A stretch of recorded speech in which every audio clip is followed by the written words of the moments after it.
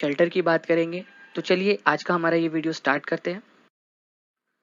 सबसे पहले past year exam analysis देख लेते हैं कि शेल्टर टॉपिक पर से कौन-कौन से क्वेश्चंस कब-कब पूछे गए हैं। देखिए जून 2011 में यहाँ से एक क्वेश्चन पूछा गया था, जनवरी 2012, नवंबर 2012, सितंबर 2014 यहाँ पर में भी एक-एक क्वेश्चन पूछे गए हैं। सितंबर 2015 में यहाँ से 2 क्वेश्चन पूछे गए थे और फरवरी 2016 में यहाँ से 1 क्वेश्चन पूछा गया। तो आप देख सकते हो कि यहाँ से क्वेश्चन पूछे जाते हैं और एक-एक मार्क्स हमारे लिए बहुत ज़्यादा इंपॉर्टेंट है। एक-एक मार्क्स, 1 मार्क्स से कोई पर्सन का पेपर रुक सकता है और किसी का पेपर निकल भी सकता है। तो 1 मार्क्स की बहुत ज़्यादा वैल्यू होती है। तो 1 मार्क्स के लिए ही सही, लेकिन हमें इस टॉपिक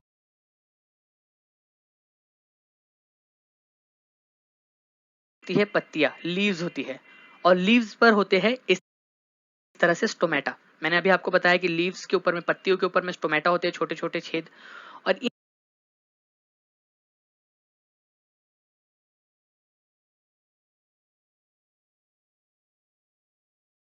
फड़े भी कहते हैं। उसके बाद में वो आगे बढ़ने के लिए उनके पास में फिन्स होती है, इस तरह से उनके पंख होते हैं, फिन्स होती है जिससे वो आगे पीछे जाती है, ऊपर नीचे जाती है।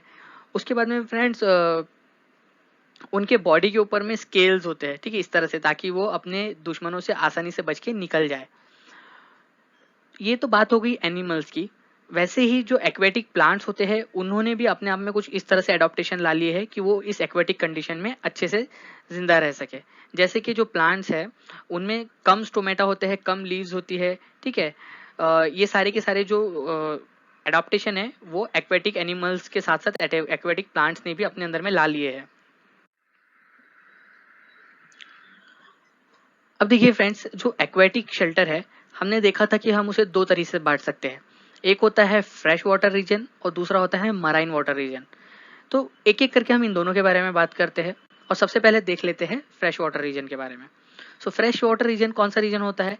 ऐसा रीजन या फिर ऐसा वाटर जिसमें सॉल्ट की मात्रा कम हो, या तो ना हो या फिर हो तो कम हो।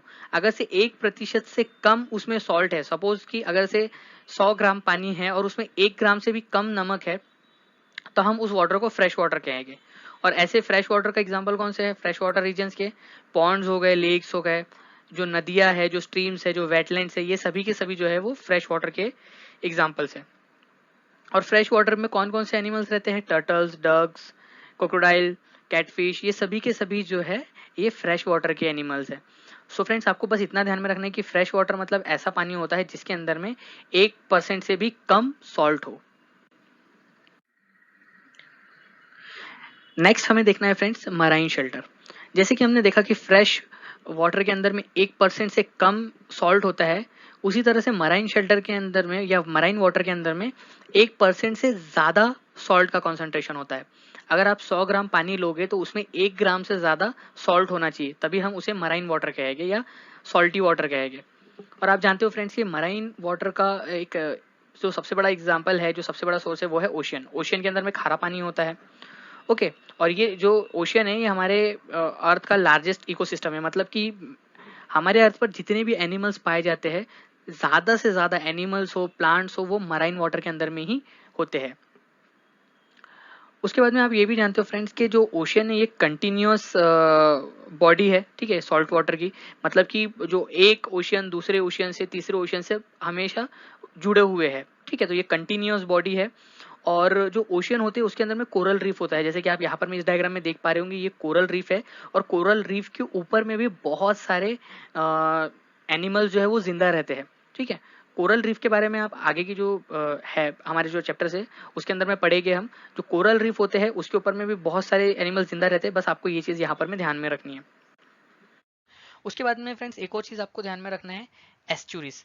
अब एस्चुरीज क्या होती है, यहाँ पर में देखिए फ्रेंड, आप यहाँ पर में देख पा रहे होगे कि ये एक रिवर है, ठीक है। ये रिवर यहाँ से लैंड में से होते हुए यहाँ पर में आई है और यहाँ पर में ओशियन है। रिवर के अंदर हम जानते हैं कि फ्रेश वाटर होता है, मीठा पानी होता है, और जो समुद्र का पानी होता है वो खारा पानी होता है। तो जब ये मीठा पानी और खारा पानी यहाँ मिलते हैं तो ये एक एस्चुरी बनाते हैं। जैसे कि आप यहाँ पर में एक एस्चुरी देख पा रहे होगे, ये एक इस तरह का हैबिटेट बन जाता है जो कि बहुत सारे एनिमल्स के लिए, बहुत सारी फिश के लिए एक हेल्दी एटमॉस्फेयर बना दे। तो आपको ध्यान में रखना है, एस्चुरी एक ऐसी जगह होती है जहाँ पर में फ्रेश वाटर और सॉल्ट वाटर मिक्स होते हो। तो ये हमने एस्चुरीज के बारे में भी देख लिया फ्रेंड्स। और हम यहाँ पर में मराइन शेल्टर के बारे में बात कर रहे थे, तो मराइन एनिमल्स कौन कौन से हैं? वेल्स, सील्स, ठीक है, और पोलर बियर्स, कुछ कुछ पोलर बियर्स, सी ऑटर्स, ठीक है, ये सभी के सभी जो है ये मराइन एनिमल्स के एग्जांपल्स है, ये आपको ध्यान में रखना है। सो हमने देखा फ्रेंड्स कि मराइन शेल्टर या मराइन वाटर ऐसा वाटर होता है जिसमें 1% से ज़्यादा सॉल्ट हो। सबसे बड़ा एग्जांपल इसका ओशियन है, ठीक है। और हमने ये भी देखा कि ओशियन जो है एक continuous salty body, salt water की बॉडी है। उसके बाद में हमने एस्चुरीज देखा। एस्चुरीज ऐसी जगह होती है जहाँ पर में फ्रेश वाटर और जो मराइन वाटर है वो मिक्स होते हैं। नेक्स्ट हम फ्रेंड शेल्टर को दो टाइप से डिवाइड कर सकते हैं। एक है परमानेंट शेल्टर और एक दूसरा होता है टेम्पररी शेल्टर। जैसे कि इनके नाम से ही क्लियर है, परमानेंट शेल्टर मतलब ऐसा शेल्टर होता है जहां पर में एनिमल ज्यादा समय तक रहे, लॉन्गर ड्यूरेशन तक अगर से वहां पर में रहता है तो ऐसे शेल्टर को परमानेंट शेल्टर कहा जाता है। For example houses, caves, nest, ये सभी के सभी जो है ये परमानेंट शेल्टर के एग्जाम्पल है। और जो परमानेंट शेल्टर होते हैं वो जनरली सीमेंट के, ब्रिक्स के, स्टोन्स के, ये सारी चीज़ों से बने हुए होते हैं। उसके बाद में जो बर्ड्स है, ठीक है, जो बर्ड्स हाउस है जो कि ऐसे इस तरह से वुड से बनी हुई होती है, ये भी परमानेंट शेल्टर की कैटेगरी में आती है। क्योंकि यहाँ पर में क्या होता है, ये इस तरह की बर्ड्स होती है जो नॉन माइग्रेटरी होती है, मतलब वो एक ही जगह पर रहती है, एक जगह से दूसरी जगह पर माइग्रेट नहीं करती, एक स्पेसिफिक रीजन के अंदर में ही अपना पूरा जीवन बिताती है। नेक्स्ट है फ्रेंड टेम्पररी शेल्टर। जैसे कि इसके नाम से ही क्लियर है, ये ऐसा शेल्टर होता है जहाँ पर में एनिमल्स या फिर ह्यूमन बींग्स जो है वो शॉर्ट समय के लिए रहते हैं।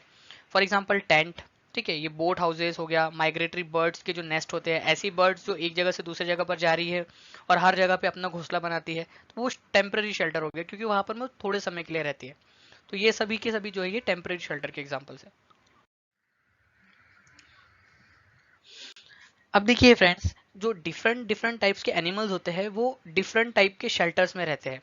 For example cow, buffalo, dog, cat, donkey, ये सभी के सभी जो है या तो लैंड पर रहेंगे, ज़मीन पर रहेंगे, या तो फिर फॉरेस्ट के अंदर में रहते हैं। उसी के साथ साथ जैसे कि मंकी हो गया, बर्ड, स्लॉथ्स, एपेस, ये सभी के सभी जो है ये ऐसे एनिमल्स है जो कि ट्री के ऊपर में रहते हैं, ठीक है, झाड़ पर रहते हैं। जैसे कि आप यहाँ पर में ये भाई साहब को देख पा रहे हो कि झाड़ के ऊपर में कितने मजे से बैठे हुए हैं। तो ये ट्री के ऊपर में रहने वाले एनिमल्स है, ये अपना शेल्टर ट्री पर बनाते हैं।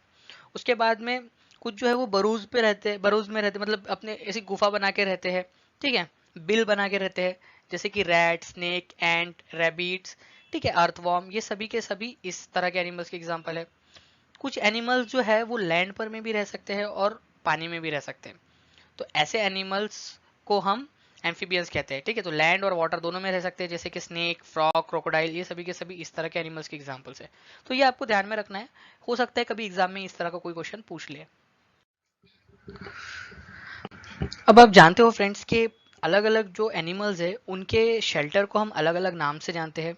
जैसे कि शिप जो है उसके शेल्टर को हम पेन्स कहते हैं, जैसे कि आप यहाँ पर में देख पा रहे होगे कि जहाँ पर में शिप रहती है उसे हम पेन कहते हैं। हैन जहाँ पर में रहती है, जहाँ पर मुर्गियाँ रहती है, उसे कूप कहा जाता है। लायन जहाँ रहता है उसे डेन कहा जाता है। जहाँ पर में डॉग्स रहते हैं उसे कैनल्स कहा जाता है, जैसे कि आप यहाँ पर में देख पा रहे होगे। सो आप एक बार यहाँ पर में इस वीडियो को पॉज कर लीजिए, इन सभी नामों को एक बार पढ़ लीजिए, ताकि आपको कभी अगर एग्जाम में ये क्वेश्चन पूछ लिया जाए तो आपको याद रहे। तो ये इंपॉर्टेंट है, एक बार बस आप पढ़ लीजिए इसे और थोड़े 2-3 दिन के बाद में इसे एक बार रिवाइज कर लेना, ताकि आपको ये चीज़ हमेशा के लिए याद हो जाए। उसी तरह से फ्रेंड्स कुछ इंसेक्ट्स भी है जिनके शेल्टर के बारे में हमें पता होना चाहिए। जैसे कि हनी बी जो है वो बी हाइव्स में रहती है, ठीक है, वो अपना मधुमक्खियाँ जो है वो अपना छत्ता बनाती है, जिसे हम हाइव्स कहते हैं, और ये ग्रुप में रहती है। उसके बाद में टर्माइट्स जो है, ठीक है, ये इस तरह से देखिए, आपने कई बार देखा होगा कि अगर आपके फर्नीचर खराब हो गए हैं तो आप कहते हो कि यहाँ पर में दीमक लग गई है, तो ये टर्माइट ही है जो इस लकड़ी को खराब कर देता है, खा जाता है धीरे धीरे। तो जो टर्माइट्स है ये जो है वो ट्री ट्रंक में या फिर बरूज में रहते हैं, ठीक है, तो ये आपको ध्यान में रखना है। एंट, स्कॉर्पियन, अर्थवॉर्म और स्पाइडर, ये इनके बारे में भी आपको ध्यान में रखना है, हो सकता है कभी एग्जाम में पूछ ले। तो आप एक बार इस वीडियो को यहाँ पर मैं पॉज करके इसे फिर से रिवाइज कर लीजिए, ताकि आपको ये चीज़ हमेशा के लिए याद हो जाए। नेक्स्ट फ्रेंड्स हमें देखना है ह्यूमन शेल्टर के बारे में। तो देखिए, ह्यूमन जो है वो अपने शेल्टर को हमेशा हाउस या होम कहता है, और ये दो तरह के हो सकते हैं। एक तो कच्चा हाउस हो सकता है, ठीक है, इस तरह से आप यहाँ पर में देख पा रहे होगे। और दूसरा हो सकता है पक्का हाउस, ठीक है, पक्का घर, ये इस तरह से जो कि सीमेंट, सैंड, आयरन, वुड वगैरह का इस्तेमाल करके बनाया गया है। और जो कच्चा हाउस होता है वो वुड, मड, स्ट्रॉ, ये सारी चीज़ों का इस्तेमाल करके बनाया गया होता है। सो आई होप इसमें बहुत ज़्यादा एक्सप्लेन करने की ज़रूरत नहीं है। कच्चा हाउस आपको पता है कि कमज़ोर होता है, और जो पक्का हाउस होता है वो इसके रिलेटिवली ज़्यादा मजबूत होता है। अब देखिए फ्रेंड्स, हम घर किस तरह का बनाएंगे ये बहुत सारे फैक्टर्स पर डिपेंड करता है। जैसे कि लोकेशन एंड जोग्राफिकल एरिया। अगर से हम हिली एरिया में रह रहे हैं तो हम अलग तरह से घर को डिज़ाइन करेंगे। अगर हम डेजर्ट एरिया में रह रहे हैं तो हमारा घर कुछ अलग तरह का होगा। मतलब हमारी जोग्राफिकल लोकेशन, जोग्राफिकल एरिया बहुत हद तक अ, हमारे घर बनाने के डिसीजन को इफेक्ट करता है कि हम किस तरह का घर बनाएंगे। उसी तरह से फ्रेंड, इन्वायरमेंटल कंडीशन, ये मैटर करता है कि क्या वहाँ पर में बहुत ज़्यादा रेनफॉल होती है, क्या वहाँ बहुत ज़्यादा टेम्परेचर है या बहुत कम टेम्परेचर है, वहाँ का सीज़न कैसा है। ये सारी चीज़ों पर में भी हमारा घर किस तरह का होगा ये डिपेंड करता है। फॉर एग्जांपल, अगर से बहुत ज़्यादा रेनफॉल होती है तो हम इस तरह से हमारे घर को डिज़ाइन करेंगे कि घर के अंदर में जो बारिश का पानी है वो ना घुस जाए। अगर से बाढ़ आती है तो हम हमारे घर को थोड़ा सा एलिवेटेड बनाएंगे, थोड़ा ऊंचाई पे बनाएंगे, ताकि बारिश का पानी अंदर ना आ जाए। तो इन्वायरमेंटल कंडीशन भी हमारे घर बनाने के डिसीजन को इफेक्ट करती है, इम्पेक्ट करती है। उसके बाद में availability of raw material in local area. अब जो भी हमें घर बनाना है, क्या उसका रॉ मटेरियल इजीली अवेलेबल है? तो अगर अगर से वो रॉ मटेरियल इजीली अवेलेबल है तो हम घर बना लेंगे, लेकिन अगर से रॉ मटेरियल ही अवेलेबल नहीं है तो हम वो घर कैसे बनाएंगे वहां पर में। तो रॉ मटेरियल की अवेलेबिलिटी भी बहुत हद तक डिपेंड करती है कि हमारा घर कैसा बनेगा। उसी के साथ साथ इकोनॉमिक स्टेटस। जैसे कि आप जानते हो कि जो रिच लोग होते हैं उनका घर अलग तरह का होता है, और जो पुअर लोग होते हैं उनका घर अलग तरह का होता है। तो इकोनॉमिक स्टेटस भी यहाँ पर में मैटर करता है। तो ये कुछ फैक्टर्स है जिस पर हमारा घर बनाने का डिसीजन या हमारे घर की डिज़ाइन मैटर करती है, डिपेंड करती है। तो ये चीज़ आपको एग्जाम में नहीं पूछी जाएंगी, बट लेकिन आपको थोड़ा इसके बारे में नॉलेज होना चाहिए था, इसलिए यहाँ पर मैंने बता दिया है। नेक्स्ट हमें देखना है फ्रेंड्स कि किस तरह से अलग अलग रीजन्स में अलग अलग तरह के घर बनाए जाते हैं। फॉर एग्जाम्पल, अगर हम राजस्थान के हॉट डेजर्ट्स की बात करें तो वहाँ पर में विलेजेस में मिट्टी से घर बनाए जाते हैं, मड से घर बनाए जाते हैं। अब ये मड से घर क्यों बनाए जाते हैं? वो इसीलिए बनाए जाते हैं क्योंकि जो मड की मोटी मोटी दीवारें होती है वो एक्सेसिव हीट को, मतलब कि जो गर्म हवा है उसे घर के अंदर में नहीं आने देती। इस तरह से घर में रहने वाले लोग इन गर्म हवाओं से बच जाते हैं। इसीलिए राजस्थान के जो डेजर्ट वाले इलाके हैं वहाँ पर में जो घर है वो मिट्टी से बने हुए होते हैं, स्पेशली विलेजेस में। इनकी जो छत होती है वो फोडर फोडर से बनाई जाती है। जैसे कि जो भी बचा हुआ सामान है, बुशेस हो गई, वुड हो गया, जैसे कि अकाशिया की जो वुड होती है उससे बनाई जाती है, जिसको किकर या फिर मिमोसा भी कहा जाता है, जैसे कि आप यहाँ पर में देख पा रहे होगे। इस तरह से यहाँ पर में छत पर डाली जाती है ताकि जो इंसेक्ट्स वगैरह है वो घर के अंदर में ना घुसे। उसी के साथ साथ जो जो घर है उसको मर्ड से या फिर काव डंग से, ठीक है, गाय के जो गोबर होता है उससे पेंट किया जाता है ताकि उसको ब्रेक होने से बचाया जा सके। साथ ही साथ ये इंसेक्ट्स को घर में आने से भी रोकता है। देखिए, इसके ऊपर में एक क्वेश्चन पूछा गया था फ्रेंड्स कि गांव में जो घर है वो मड से क्यों बनाया जाता, जो मड से घर बनाए जाते हैं उसके ऊपर में काव डंग की पेंटिंग क्यों की जाती है? वो इसीलिए की जाती है ताकि घर में जो इंसेक्ट्स है वो ना आए। मैं नेक्स्ट स्लाइड में ही आपको वो क्वेश्चन भी दिखा दूंगा कि किस तरह का क्वेश्चन आपको एग्जाम में पूछा गया था। देखिए फ्रेंड्स, ये वो क्वेश्चन था जिसके बारे में मैं आपसे बात कर रहा था। क्वेश्चन है, in rural areas cow dung is use to coat the floor and walls of huts. क्यों, ये क्यों किया जाता है? ये आपसे क्वेश्चन था, और ये क्वेश्चन आपसे सीटीईटी जून 2011 में पूछा गया था। आपके पास में यहाँ पर में 4 ऑप्शन है, और अभी हमने देखा फ्रेंड्स कि ये इसीलिए किया जाता है ताकि जो इंसेक्ट्स है वो घर के अंदर में ना आए। ओके, सो देखिए, ये इतना इजी क्वेश्चन था, अगर आपको ये कंसेप्ट पता होता तो आप इजीली इस क्वेश्चन को अटेम्प्ट कर पाते। नेक्स्ट है फ्रेंड्स, बाम्बू से और वुड से बने हुए घर। देखिए, जनरली क्या होता है, बहुत सारे इलाके हैं जहाँ पर में हैवी रेन होती है। हैवी रेन की वजह से वहाँ पर में फ्लड आ जाती है, बार बार बाढ़ आ जाती है, और बाढ़ का पानी घर के अंदर में घुस जाता है। इससे बचने के लिए कुछ लोग अपने घर को बम्बू और वुड से बनाते हैं, और वो भी 3 से 3.5 मीटर ग्राउंड से ऊपर में। जैसे कि आप यहाँ पर में देख पा रहे होंगे कि थोड़ा सा ये ऊपर में बनाए हुए होते हैं घर, थोड़ा सा एलिवेटेड घर होते हैं ताकि ये जो बाढ़ का पानी है घर के अंदर में ना घुस जाए। और आप जानते हो कि स्पेशली जो बाढ़ है वो ज़्यादातर आसाम या फिर नॉर्थ ईस्ट के इलाकों में बहुत ज़्यादा आती है। इसीलिए आसाम और नॉर्थ ईस्ट के जो घर होते हैं वो इस तरह से बने हुए होते हैं, जहाँ पर में घर बॉम्बू और वुड के होते हैं और 3 से 3.5 फीट ग्राउंड से ऊपर होते हैं। इसके ऊपर में भी बेस्ड एक क्वेश्चन एग्जाम में पूछा गया था, मैं आपको वो भी दिखा देता हूँ कि किस तरह का क्वेश्चन पूछा गया था। यहाँ से एक नहीं, दो दो क्वेश्चन यहाँ पर आपसे एग्जाम में पूछे जा चुके हैं इसी सेम टॉपिक पर से और सेम कंसेप्ट के ऊपर में बेस्ड। तो चलिए उन क्वेश्चंस को भी देख लेते हैं friends. Question is read the following paragraph written by a student about his house in a village. ठीक है, एक स्टूडेंट है वो अपने गांव के घर के बारे में एक पैराग्राफ लिखता है और पैराग्राफ कुछ इस तरह से है। I have come from a village, it rains heavily at our place. हमारे घर के पास बहुत ज़्यादा रेन होती है। Hence our house are made almost 10 to 12 feet, मतलब कि 3 से 3.5 मीटर करीब करीब वो ग्राउंड से ऊपर में है। They are made on bamboo pillars, bamboo pillar के ऊपर में बनाए गए हैं। The inner side of our house are also made up of wood. ठीक है, वो वुड से बना हुआ है घर का अंदरूनी हिस्सा भी। तो इसका विलेज कौन से स्टेट में आना चाहिए? देखिए कितना इजी क्वेश्चन है और ये क्वेश्चन आपसे सीटीटी सितंबर 2014 में पूछा गया है। तो जल्दी से मुझे बताइए कि इस क्वेश्चन का आंसर क्या होगा। वेरी गुड, इस क्वेश्चन का आंसर होगा असम, क्योंकि हमने देखा है कि नॉर्थ ईस्ट के जो घर होते हैं वो इसी तरह के बने हुए होते हैं। इसी कंसेप्ट के ऊपर में बेस्ड एक क्वेश्चन आपसे सीटीटी फरवरी 2016 में भी पूछा गया था। यहाँ पर मैं आपसे बोल रहा है the structure of house in rural area is link to climatic condition in which they are built. Okay, there is a village where houses have following feature. ठीक है, ये फॉलोइंग फीचर्स है और आपको बताना है कि ये कहाँ पर में है। Houses are made on strong bamboo pillars, bamboo pillars के ऊपर में घर बने हुए होते हैं। Inside of house is also made of wood, घर का अंदरूनी हिस्सा जो है वो भी वुड का बना हुआ होता है। हाउस जो है वो 3 से 3.5 मीटर जो है ग्राउंड के ऊपर में होते हैं और जो रूफ्स है वो स्लोपी होती है, स्लोप बना हुआ होता है रूफ के ऊपर में। तो आपको बताना है कि ये जो विलेज है ये कहाँ पर में होगा। आसाम में होगा, उत्तर प्रदेश में होगा, राजस्थान में होगा या बिहार में होगा। चलिए जल्दी से मुझे बताइए कि इस क्वेश्चन का आंसर क्या होना चाहिए। वेरी गुड, इस क्वेश्चन का आंसर होना चाहिए ऑप्शन नंबर 1 असम। और अभी हमने देखा कि नॉर्थ ईस्ट के इलाकों में इस तरह के घर बनते हैं। नेक्स्ट हमें देखना है friends, house made up of stone, पत्थरों से बने हुए घर। मैंने आपको बताया था कि हमारी इंडिया में एक ही कोल्ड डेजर्ट है, वो लद्दाख में है। और लद्दाख और उसके आसपास के जो डेजर्ट एरियाज है वहां पर में घर स्टोन के बने हुए होते हैं। इसमें हम क्या करते हैं, स्टोन को एक के ऊपर एक रख देते हैं, जैसे कि आप यहाँ पर में देख पा रहे होंगे।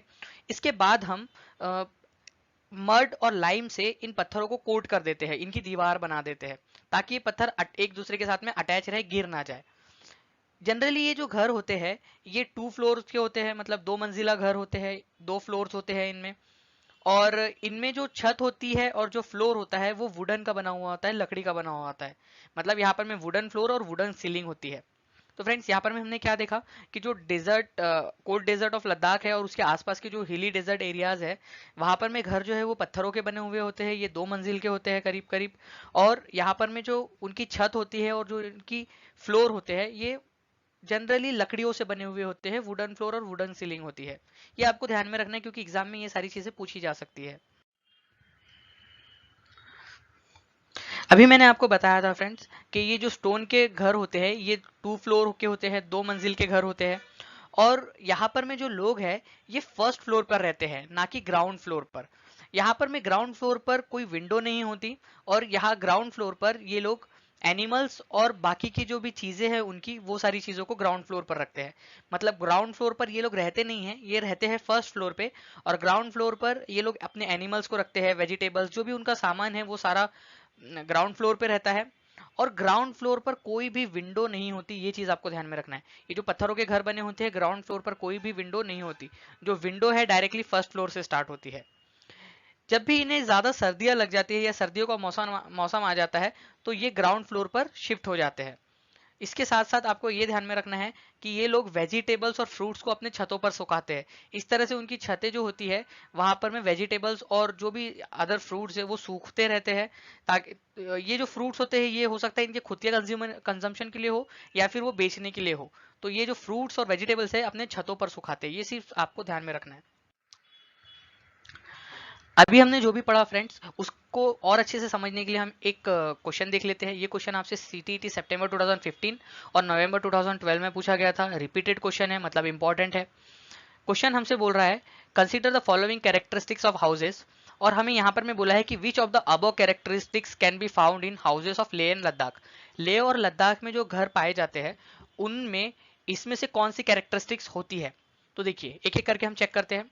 ग्राउंड फ्लोर विदाउट विंडोज, तो अभी हमने देखा कि जो ग्राउंड फ्लोर होता है उसमें विंडो नहीं होती, तो ये तो बिल्कुल सही है। Slanting wooden roofs made of tree Trunks, ये हमने नहीं पढ़ा, इसे छोड़ देते हैं अभी फिलहाल में।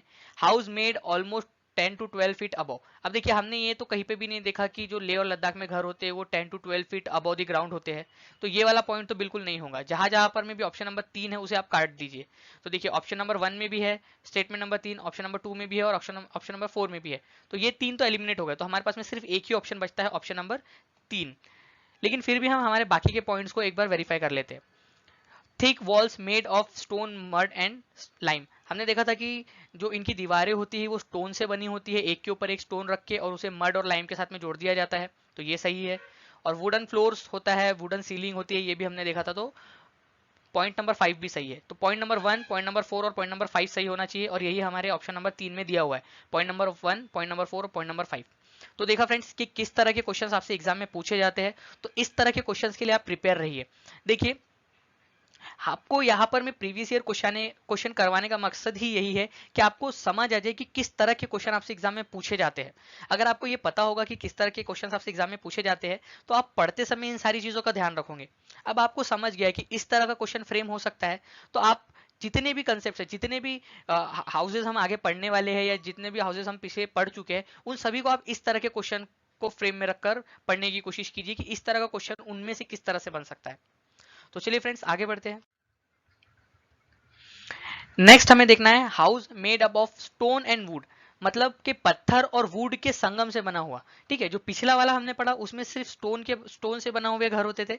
अब इसमें देखिए यहाँ पर में जो दीवारें होती है, जो पूरा घर होता है वो आधा स्टोन और आधा वुड से बना हुआ होता है। ओके, उसके बाद में देखिए ये जो घर है ये हिली एरियाज में पाए जाते हैं। ठीक है, जहां पर में बहुत सारे अमाउंट में रेनफॉल स्नोफॉल होता है, वहां पर में जनरली ये घर पाए जाते हैं।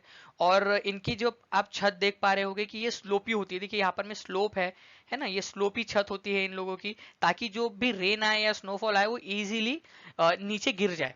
ठीक है, तो ये सारी चीजें आपको ध्यान में रखना है कि जो स्टोन और वुड से बने हुए घर होते हैं जनरली हिली एरियाज में पाए जाते हैं, ऊंचे इलाकों में पाए जाते हैं। और जहां पर में ज्यादा रेनफॉल होती है वहां पर में पाए जाते हैं। इसके बाद में इनकी जो छत होती है वो स्लोपी होती है, ताकि जो रेन और या स्नोफॉल गिरे तो आसानी से वो नीचे में गिर जाए, छत पर अटकी ना रहे। उसके बाद में फ्रेंड्स जो हाउस होता है वो स्टोन, ब्रिक्स और वुड्स इन तीनों से मिलकर बनता है, लेकिन जनरली यहाँ पर में स्टोन और वुड का ज्यादा से ज्यादा प्रोपोर्शन होता है। और ऐसे जो घर है वो श्रीनगर, मनाली और उसके आसपास के जो इलाके हैं जैसे कश्मीर वैली, वहां पर में ये सारी चीजें इस तरह के घर पाए जाते हैं। तो आपको ये ध्यान में रखना है कि हिली एरियाज में ऐसे घर पाए जाते हैं जो कि स्टोन और वुड दोनों से मिलकर बने होते हैं। ऐसे घर वहां भी पाए जाते हैं जहां पर में ज्यादा स्नोफॉल और रेनफॉल होती है। इनकी जो छतें होती है वो स्लोपिंग होती है, और ये श्रीनगर, मनाली और उसके आसपास के एरियाज में पाए जाते हैं। अभी हमने जो घर देखे फ्रेंड जो कि स्टोन और वुड से बने हुए होते हैं, उनमें बहुत ही खूबसूरत विंडोज होती है, बहुत ही खूबसूरत उनके अंदर में खिड़कियां होती है, और उसमें बहुत खूबसूरत खूबसूरत आर्चेस बने हुए होते हैं जिसे हम मेहराब कहते हैं। तो कभी भी आपसे एग्जाम में पूछा जा सकता है कि श्रीनगर में जो घर होते हैं, जो जनरली घर पाए जाते हैं, उनके विंडोज में बहुत ही खूबसूरत आर्चेस पाई जाती है, उसे क्या कहते हैं। तो आपको पता होना चाहिए कि उसे मेहराब कहा जाता है। कुछ स्पेशल टाइप की विंडोज भी होती है जिसे दाब कहा जाता है, और ये पुराने जो श्रीनगर के घर है, ठीक है, उसमें ये जनरली इस तरह की विंडोज पाई जाती है। तो ये चीज आपको ध्यान में रखना है। यही चीज, दो चीज इंपॉर्टेंट है इस स्लाइड में से, कि श्रीनगर के पास पास में जो घर पाए जाते हैं वहां पर में जो विंडो होती है उन पर बहुत ही ब्यूटीफुल आर्चेज होता है जिसे मेहराब कहते हैं। ये बहुत ही इंपॉर्टेंट पॉइंट है फ्रेंड, कभी भी इस पे से एग्जाम पे क्वेश्चन पूछा जा सकता है। और साथ ही साथ आपको ये भी ध्यान रखना है कि दाब किसे कहते हैं। ये स्पेशल तरह की विंडो है जो कि पुराने श्रीनगर के घरों में पाई जाती है। नेक्स्ट हमें देखना है फ्रेंड्स हाउस बोट। आपने कई बार मूवीज में ये इस तरह की बोट्स देखी होंगी जो कि घर की तरह दिखती है, पूरा घर होता है इसमें। तो ये जनरली वुड की बनी होती है और पानी में रहती है। और ये करीब करीब 80 फुट लंबी हो सकती है, ठीक है, 80 फुट लंबी हो सकती है और 8 से 9 फीट वाइड हो सकती है। देखा आपने, ये देखिए ये कितनी लंबी है और 8 से 9 फुट वाइड भी हो सकती है ये, तो ये चीज आपको ध्यान में रखना है। बहुत ही खूबसूरत इसके ऊपर में वुडन कार्विंग की जाती है, बहुत ही खूबसूरती के साथ में इसके ऊपर नकाशी की जाती है, जिसे खत्म बंद कहते हैं। खत्म बंद किसे कहा जाता है, ये कभी भी आपसे एग्जाम में पूछा जा सकता है। जो भी हाउस बोट होती है उसके ऊपर जो भी हम वुडन की कार्विंग करते हैं उसे खत्म बंद कहा जाता है। और इस तरह की बोट जो है वो कश्मीर और केरला वाले साइड्स में पाई जाती है। कई बार आपने केरला टूरिज्म का अगर से पोस्टर देखा हो या कश्मीर टूरिज्म का पोस्टर देखा हो तो कई बार आपको इस तरह की बोट्स भी उनके पोस्टर पर दिखाई देती है। तो ये आपको ध्यान में रखना है फ्रेंड्स कि ये लकड़ी की बनी हुई होती है और इसके ऊपर में जो वुडन कार्विंग होती है उसे खत्म बंद कहा जाता है और ये कश्मीर और केरला के इलाकों में पाई जाती है।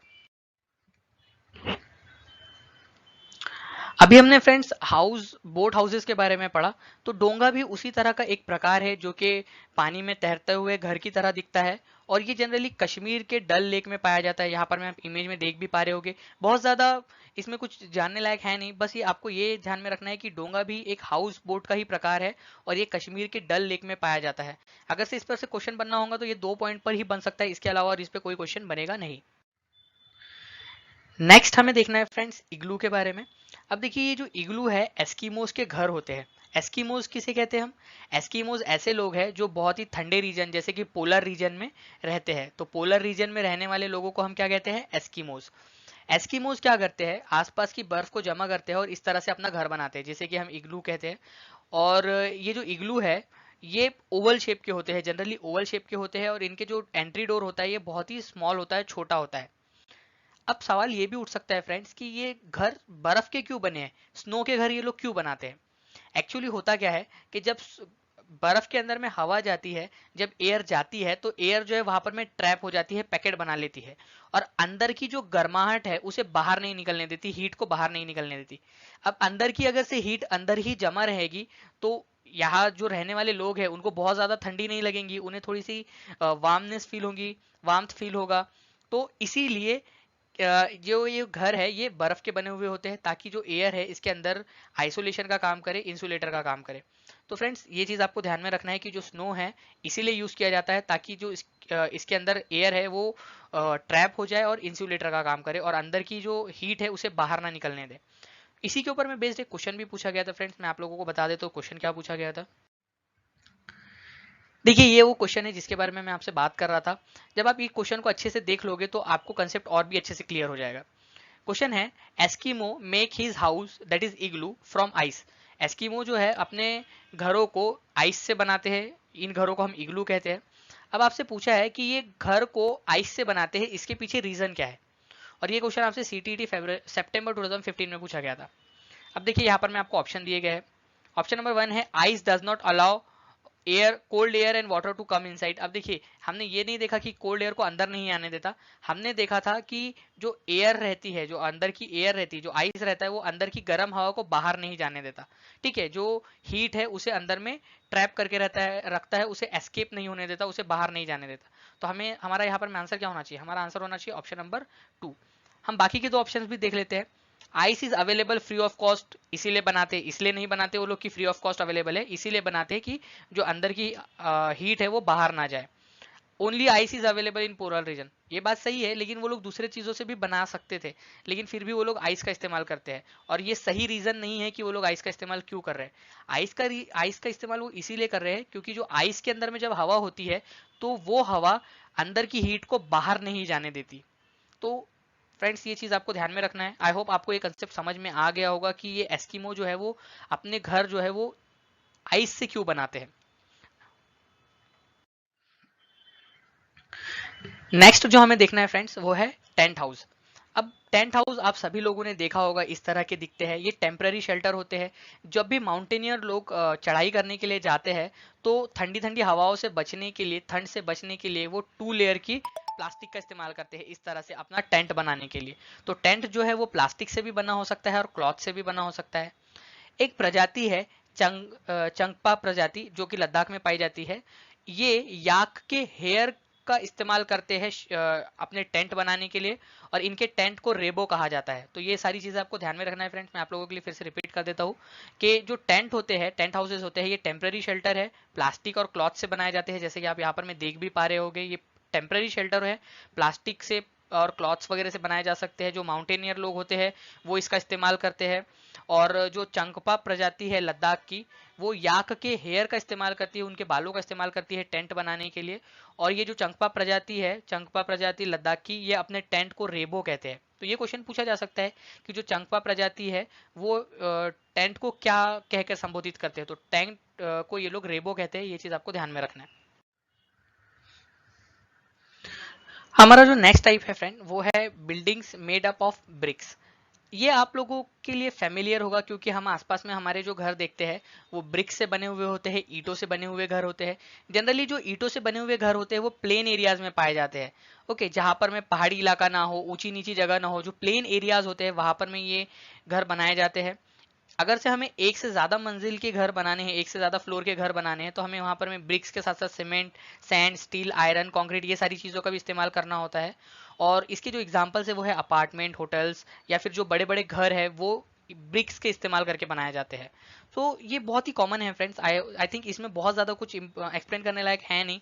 यहाँ पर मैं बस आपको ये ध्यान में रखना है कि जो ब्रिक्स से बने हुए घर है वो प्लेन एरियाज में होते हैं। अगर आपको मल्टी स्टोरी बिल्डिंग्स बनानी है तो bricks, cement, sand, steel, iron, इन सभी चीजों का भी आपको इस्तेमाल करना पड़ेगा। आप जानते हो फ्रेंड्स कि पुराने जमाने में राजा और महाराजा लोग जो होते थे वो बहुत बड़ी बड़ी बिल्डिंग्स बनाते थे जिसमें बहुत सारे रूम्स होते थे। उसी के साथ साथ वो इस बिल्डिंग में बहुत अच्छी अच्छी डिजाइन बनवाते थे, डेकोरेशन करवाते थे। और ये जो बिल्डिंग्स होती है इन्हें हम आज फोर्ट्स और पैलेस भी कहते हैं। तो आपको ध्यान में रखना है कि जो फोर्ट्स एंड पैलेसेस है ये किंग और एम्पेरर लोगों ने पुराने जमाने में बनाया हुआ है। ये बहुत बड़ी बड़ी बिल्डिंग होती है, इसमें बहुत सारे रूम्स होते हैं और इसमें बहुत सारी डिजाइन एंड मोटिव्स भी होते हैं। तो ये चीज आपको ध्यान में रखनी है। आप जानते हो फ्रेंड्स कि पहले के समय में ह्यूमन एक जगह से दूसरे जगह माइग्रेट होते रहते थे, किसी भी एक जगह पर बहुत सारे समय नहीं रुकते थे। लेकिन आज ह्यूमंस ने अपनी बस्तियां बना ली है, अपने शहर बना लिए, अपने विलेज बना लिए है। मतलब इन शॉर्ट हम कह सकते हैं कि इन्होंने अपने सेटलमेंट्स बना लिए हैं। तो सेटलमेंट क्या होता है? Settlement is a community in which people live. ऐसी जगह जहां पर में पीपल रहते हैं। अब हमने देखा कि सेटलमेंट मतलब कि लोगों ने अपनी अपनी बस्तियां बसा ली है, बस्तियां बना ली है। तो फ्रेंड्स, आप ये भी जानते हो कि कुछ लोग विलेजेस में रहते हैं, कुछ टाउन्स में रहते हैं, कुछ सिटीज में रहते हैं। तो इसी बेसिस पर हम सेटलमेंट को दो पार्ट में बांट सकते हैं। एक है अर्बन सेटलमेंट। अर्बन सेटलमेंट मतलब ऐसे लोग जो सिटीज में, टाउन्स में रहते हैं। और कुछ लोग रूरल सेटलमेंट में रहते हैं, मतलब कि गांव में, विलेज वाले इलाकों में रहते हैं। तो एक एक करके हम इनके बारे में भी इंफॉर्मेशन ले लेते हैं। जो अर्बन सेटलमेंट है, इसमें जैसे कि हमने देखा कि जो लोग हैं वो टाउन्स में, सिटीज में रहते हैं। और टाउन्स और सिटीज को हम अलग अलग तरह से डिफाइन कर सकते हैं, जैसे कि कितने लोग रहते हैं, वहाँ की पॉपुलेशन डेंसिटी क्या है। अब पॉपुलेशन डेंसिटी मतलब कि किसी एक खास एरिया में कितने लोग रहते हैं, इसे पॉपुलेशन डेंसिटी कहते हैं। कि यहाँ के लोगों का ऑक्यूपेशन क्या है, वहाँ की गवर्नमेंट कैसी है, इन सभी चीज़ों पर बेस्ड हम टाउन्स और सिटीज़ को क्लासिफाई कर सकते हैं। उसके बाद में फ्रेंड्स, जो अर्बन सेटलमेंट है वो मेजोरिटी नॉन एग्रीकल्चरल एक्टिविटीज़ के ऊपर में डिपेंडेंट है। मतलब कि यहाँ पर में खेती वगैरह नहीं होती। शहरों में आपने देखा होगा कि खेती नहीं होती है। ज़्यादातर लोग नॉन एग्रीकल्चरल एक्टिविटीज़ में पार्टिसिपेट करते हैं, उसी के ऊपर में डिपेंडेंट रहते हैं। अब देखिए फ्रेंड्स, जो अर्बन सेटलमेंट है उसको हम अलग अलग तरह से क्लासिफाई कर सकते हैं। जैसे कि टाउन्स, अगर से पॉपुलेशन 1 लाख से कम है तो अब हम उस सेटलमेंट को टाउन कहेंगे। अगर से किसी अर्बन सेटलमेंट की पॉपुलेशन 1 लाख से 10 लाख, मतलब कि 1 लाख से 1 मिलियन के बीच में है, तो हम उसे सिटी कहेंगे। अगर से पॉपुलेशन 1 मिलियन से 5 मिलियन, मतलब कि 10 लाख से 50 लाख के बीच में है, तो उसे हम मेट्रोपॉलिटन सिटी कहेंगे। For example Bangalore. बैंगलोर एक मेट्रोपॉलिटन सिटी है, क्योंकि इसकी जो पॉपुलेशन है वो 10 लाख से 50 लाख के बीच में है। उसके बाद में कुछ होती है बड़ी सिटी, जिसे हम मेगा सिटीज कहते हैं, जिसकी पॉपुलेशन 10 मिलियन से भी ज्यादा होती है। जैसे कि मुंबई। मुंबई की पॉपुलेशन 1 करोड़ से भी ज्यादा है, 10 मिलियन से भी ज्यादा है, इसीलिए हम इसे मेगा सिटी कहते हैं। तो आपको ये चीज ध्यान में रखना है फ्रेंड्स, कभी भी आपसे क्लासिफिकेशन पूछा जा सकता है।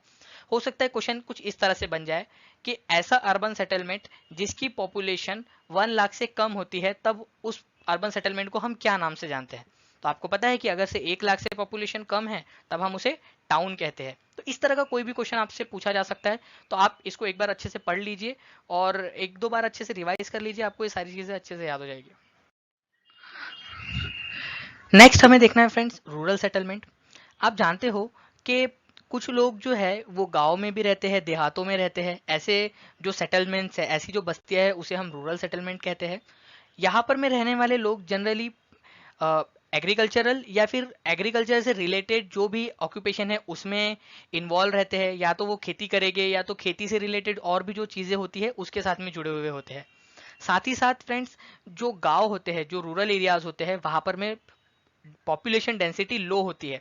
मतलब कि एरिया बड़ा होता है लेकिन लोग कम रहते हैं। जैसे कि आपने शहरों में देखा होगा कि बहुत ही पास पास घर है, एकदम ही बहुत एक दूसरे से लगकर घर होते हैं। वहां पर में बहुत कम एरिया में बहुत ज्यादा लोग रहते हैं। लेकिन गांव में ऐसा नहीं होता है। गांव में बड़ा एरिया होता है लेकिन वहां पर में पॉपुलेशन कम होती है, लो पॉपुलेशन डेंसिटी है। ये चीज आपको ध्यान में रखनी है। सो फ्रेंड्स, इस